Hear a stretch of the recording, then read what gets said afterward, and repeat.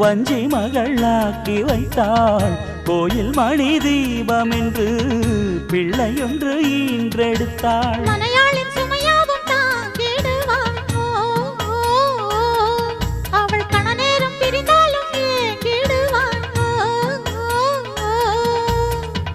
உப்பு கல்லை வைரமாய்